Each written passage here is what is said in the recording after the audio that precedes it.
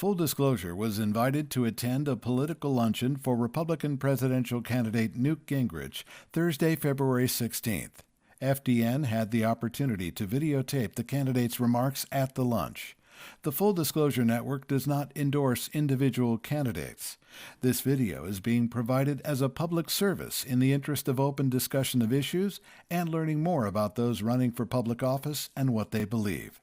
If other candidates or their campaigns invite the Full Disclosure Network to similar events, we'll make every effort to attend and provide similar opportunities for dissemination of their message. Thank you. Well, thank you all very, very much. I wanted to use this opportunity to outline what I think is a very, very serious growing challenge in the Middle East that occurs at 3 or 4 different layers. So that this will be not a simple speech, because I think the region is not a simple region anymore. And let me say that I believe that if you look at the totality of what President Obama is doing, that in many ways this may be becoming the most dangerous presidency in modern times. There's a complete unwillingness to deal honestly with threats that are very real, and that if the worst things happen, will mean that terrorists will have access to nuclear weapons in a way which will be a direct mortal threat to American cities. And I've been very struck with the unwillingness of the Obama administration to tell the truth about the threats that we're faced with, to such a degree that they have in effect censored even the national security system so that it can't talk honestly about what the threats are. And let's be very clear.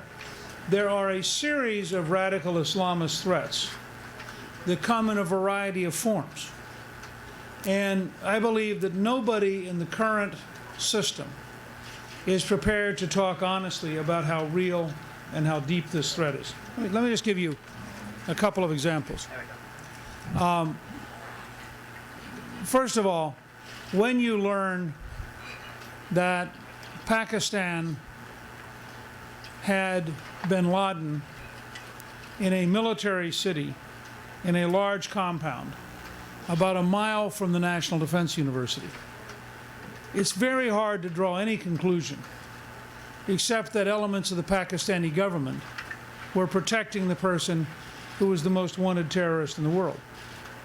If you doubted that, the recent action of the Pakistani government in arresting the person who helped the United States, they didn't go out and investigate who was hiding him. They didn't investigate who was protecting him. They investigated to find out who had turned him in. And this raises a very fundamental question. And I know we've had a very powerful focus on Iran, but I just want to raise this question. The Pakistanis have somewhere between 100 and 200 nuclear weapons. They have already existing delivery systems. This is a government which clearly has a very significant faction, which is at a minimum anti-American, and at a maximum dedicated to a fairly radical Islamist viewpoint. And I think you have to ask yourself, how much do we really understand about what's happening in Pakistan, given that for years they were hiding bin Laden inside a military city? Furthermore, you have to, I think, look very seriously at the failure of our intelligence system. Since 1975, starting with the Church Committee, the Congress has consistently weakened and undermined and circumvented the process of gathering intelligence, so that we have a whole series of rules that make it very, very difficult to have genuine covert intelligence gathering. The result is, in a wide number of countries, we actually rely on the host country for intelligence. So we rely on the Pakistanis. We rely on the Iraqis. We rely on the Egyptians. And the question you have to ask yourself is, why would you believe that they're telling you what you need to know as opposed to what they want you to know? And this has been this requires, I think, a very major overhaul of the laws that relate to intelligence and to intelligence gathering by the United States. Now, so start with this understanding. We are faced with opponents in multiple countries who are knit together by a largely religiously driven imperative. And while that's politically incorrect to say, it's a fact. And it's important because people who are religiously driven take much greater risks than people who are purely secular. One of the reasons deterrence worked with the Soviet Union is you were dealing with communists who were atheists. And so they couldn't exactly offer martyrdom because they had no place to go. And so you had very few people volunteer in the Soviet Empire to go and be martyrs. But if you believe that your particular God wants you to kill people and is willing to give you a heavenly reward, you have a totally different problem. And one of the great challenges of the Obama administration is their unwillingness to think through the logic and to be honest with the American people about the scale of the threat. Somebody who's prepared to put a bomb on their body and walk in a grocery store or a restaurant or a bus and kill themselves as long as they get to kill you would be thrilled to have a nuclear weapon so that they could maximize the damage. And let me be quite explicit about this. We were all shocked on 9/11 when 3,100 Americans were killed by deliberate terrorist attack in New York and in Washington and on a United Airlines flight. But with a nuclear weapon, you would add 2 zeros at a minimum.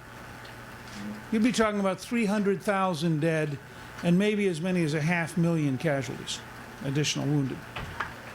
Now, nobody wants to confront that. Nobody in the national establishment is prepared to say, if we really live in a world that has that kind of threat, what should we in fact be doing? What should a real homeland security be like in terms of recovery and response? What would the scale of medical facilities be needed in terms of that kind of a threat? And yet it's real. It's real, first of all, in terms of the potential of a Pakistani weapon leaking. It's real, second, in terms of the possibility of the North Koreans selling it. And it's real, third, in terms of the Iranians acquiring weapons which they would enthusiastically share. Which gets us to, I think, the greatest immediate existential threat, which is the Iranian dictatorship. There have been a series of articles recently that the Israelis may conclude in the near future that they have no choice except to launch a military operation designed to dramatically slow down and disrupt the Iranian nuclear system. And I wanted to take today to make clear where I stand on this, because I think this could become, at any moment, a major challenge. And I think that Secretary of Defense Panetta has been peculiarly unhelpful in the way he's framed it. We had, remember, the come to the table period where he was pounding the table and explaining that if only the Israelis were reasonable. No mention of the 11 missiles that were fired into Israel the preceding month. No mention of why Hamas should come to the table. No mention of why Hezbollah should come to the table. No mention of why the Muslim Brotherhood should come to the table. Totally one-sided diatribe against the only democracy involved in the negotiations. Well, now you have a similar thing. You have the Secretary of Defense saying he thinks that the Israelis might strike. He didn't then turn and say, therefore the Iranians should take down their program. And I think this is the first message to Iran. If the Ahmadinejad dictatorship is determined to move forward, it should understand that it is inviting a substantial military attack in order to stop it from getting nuclear weapons. And the burden should be on the Iranian government for having been deliberately provocative. This is, after all, a government whose leader has said openly, publicly, he wants to eliminate Israel from the face of the earth.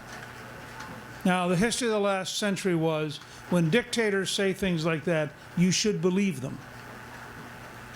and this is my message for the American people.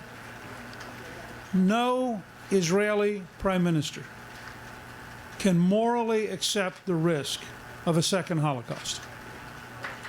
Period.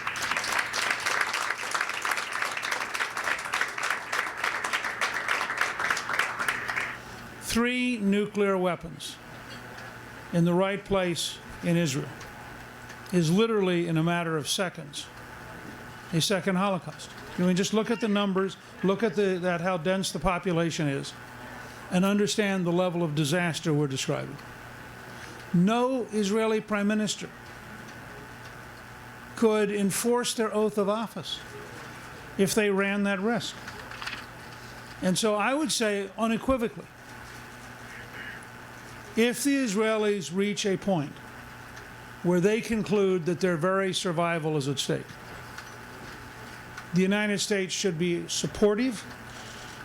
We should provide them whatever intelligence they need. We should ensure that they are, in fact, understand that they will have sympathy for the United States, not condemnation. And we should tell the world, you cannot expect somebody who is a Holocaust denier, who is openly threatening to annihilate a state, to be allowed to get nuclear weapons, and we would completely understand if Israel decided that they had to disrupt the Iranian nuclear program, period. In addition, the United States policy should be to use every means short of war to undermine and replace the Ahmadinejad dictatorship. Our commitment should be, just as we did with the Soviet Union, to use every kind of covert operation, to use funding for the dissidents, to provide for a very intense propaganda campaign, to seek methods to further disrupt the Iranian economy, and to create the environment in which the people of Iran replace the dictatorship. We will never be safe, not in the United States, not in Europe, not in Israel, as long as the Ahmadinejad dictatorship is in place. And frankly, even a military strike only slows down the process as long as the same dictatorship is there. And therefore, we should adopt a policy that we are committed to replacing the regime. We want to do it as peacefully and as nonviolently as possible, but we want to become the ally and the friend of every dissident Iranian. Remember, this is a country in which only 51% of the country speaks Farsi. There are huge ethnic and complexities in Iranian society. And every poll we've ever seen says the younger Iranians deeply dislike the regime. And President Obama lost a great opportunity several years ago when there were millions of people taking to the streets seeking an Iranian spring. But there was no interest in the administration in encouraging the people of Iran to replace the administration. So I think that should be our second goal. We should be quite clear about the fact that we want to, in fact, have a new government in Iran, and that we regard the current government as a permanent threat to the United States and a permanent danger to civilization.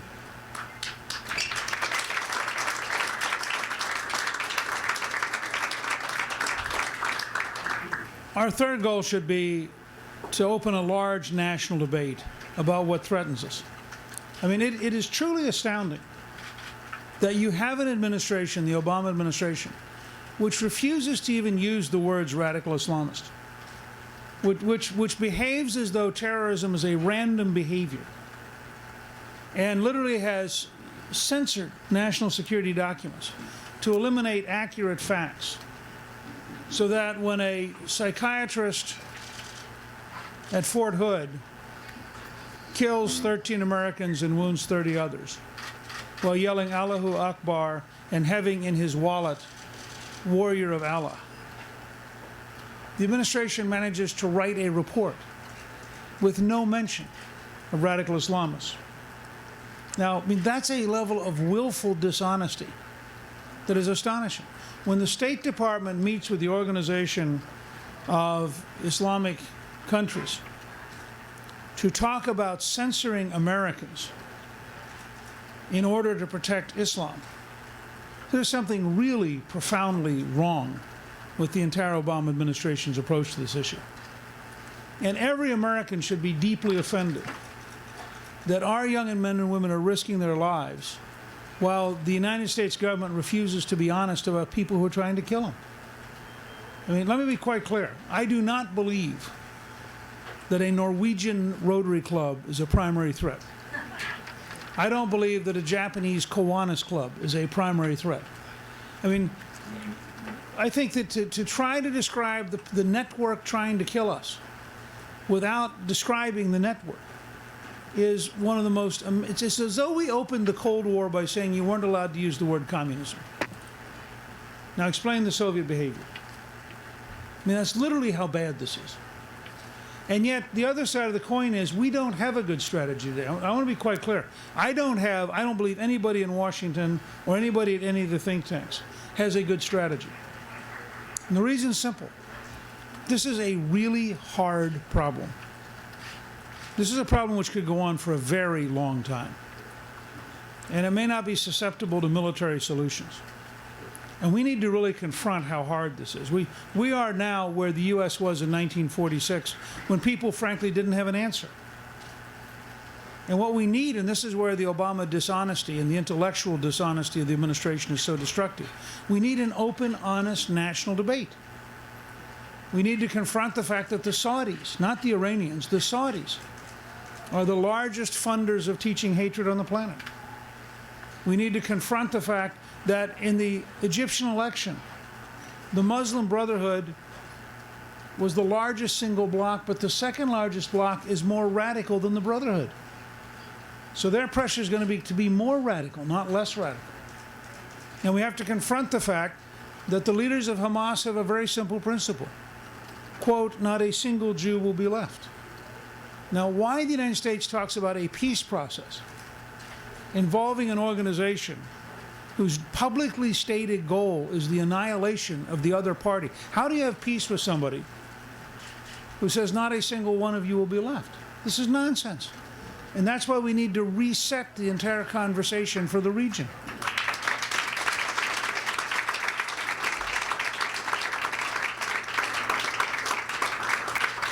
Let me pick up one last topic, which actually has a very big domestic component, but it's an area where I wish I could get every person who cares about Israel actively, aggressively engaged.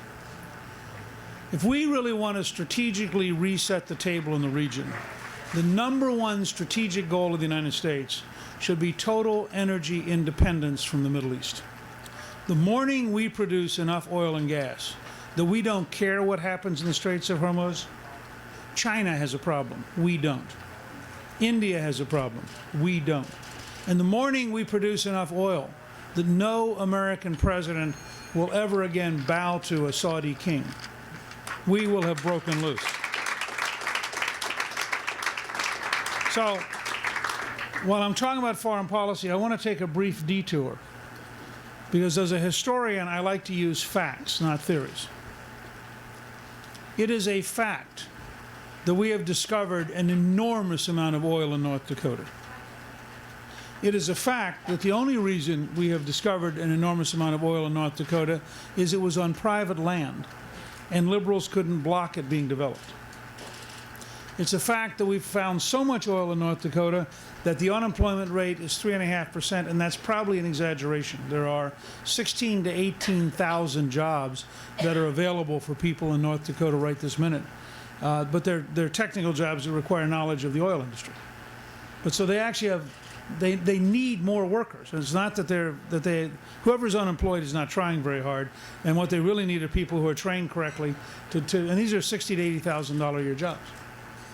The amount of money they're now producing in North Dakota is so great that the state government has had 7 consecutive tax cuts and has a multi-billion-dollar rainy day fund. Now here's why North Dakota matters. It turns out that there is massively more oil than the U.S. Geological Survey thought. And in fact, the primary developer of North Dakota believes that the true amount of oil is currently unknown, because every time they go looking, they find more. Now, the reason this matters is it destroys the theory of peak oil. It suggests that new science, new technology, new ways of exploring, new ways of actually developing, both in natural gas and in oil, are opening up entire areas we've never been able to get to before. The Monterey Formation in California, for example, potentially has 80 billion barrels of oil. an enormous amount. It is very likely that we have now moved from 10 years ago, we thought we had about 7 years supply of natural gas, and because of new technology and new science, we now think we have 125 years supply of natural gas.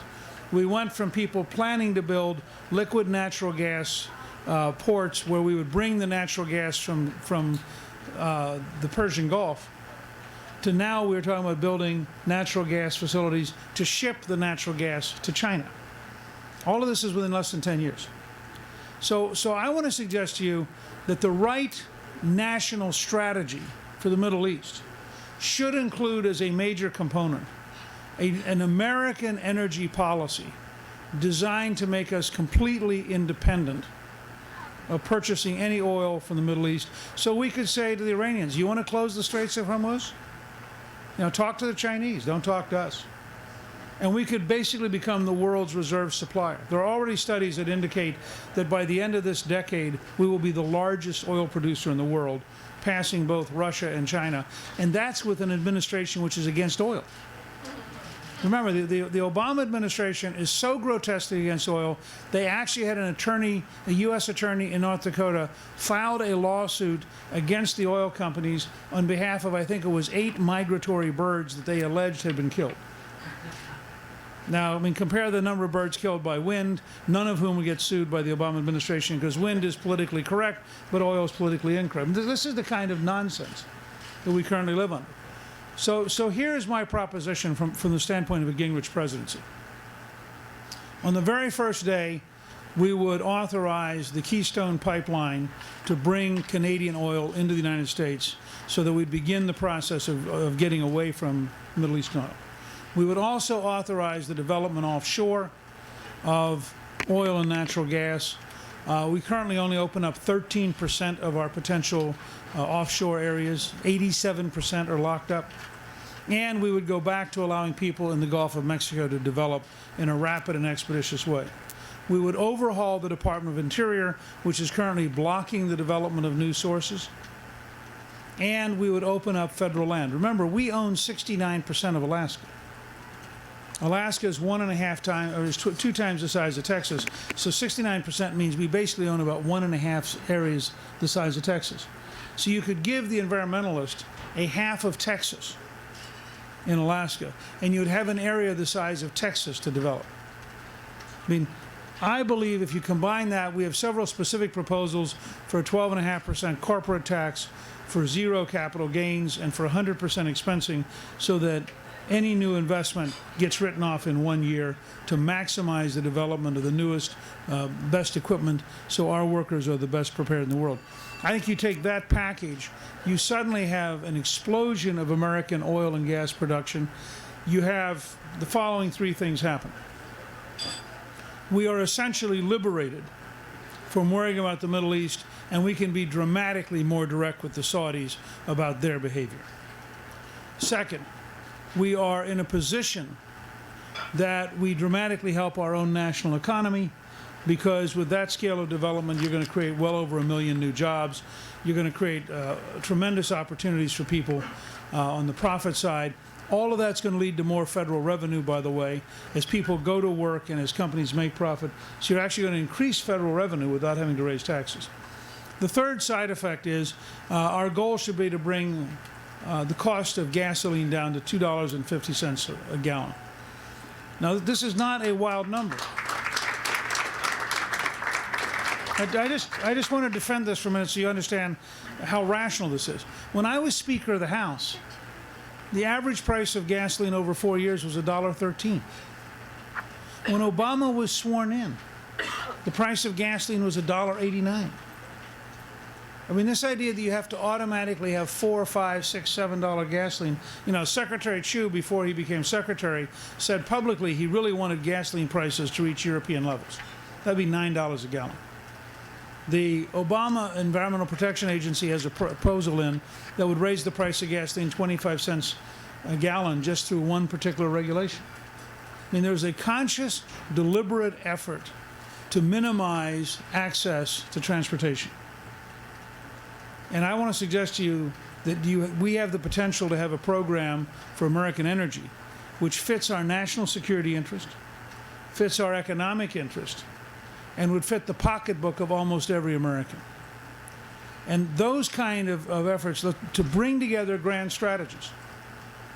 Because if the United States by the end of this decade was genuinely independent, our leverage in negotiating in the Middle East would be radically higher. If we're genuinely independent, the guy who is the biggest developer in North Dakota believes that if you looked at all federal land and all federal offshore capabilities, the royalties over the next generation would be $18 trillion.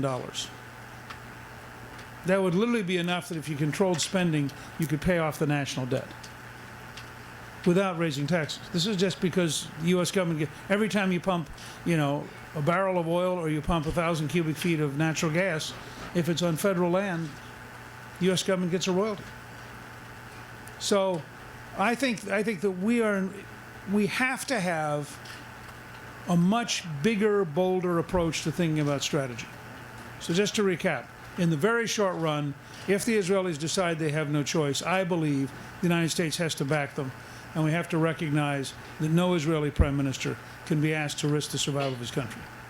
In a longer period, we should have an explicit strategy of replacing the dictatorship in Iran.